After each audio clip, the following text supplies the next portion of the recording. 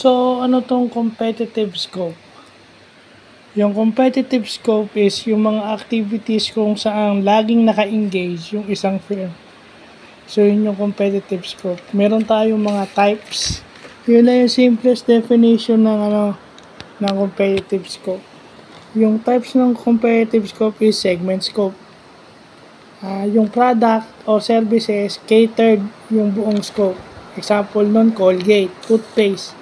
Catered yung buong segment. Lahat ng tao kasi gumagamit ng toothpaste. Diba? And yung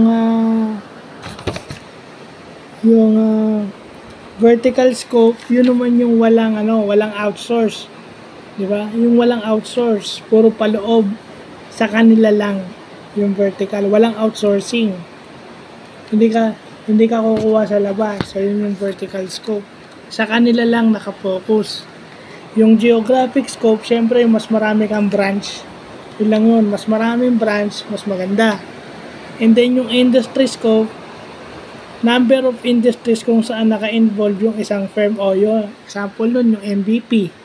Yung MVP group and yung San Miguel. Yun yung mga may malalawak na industry scope dahil hindi lang pagkain, hindi lang daan o infrastructure project, meron pa silang ibang industries na kagaya sa MVP group, yung Maynila, di ba? Kanila yan.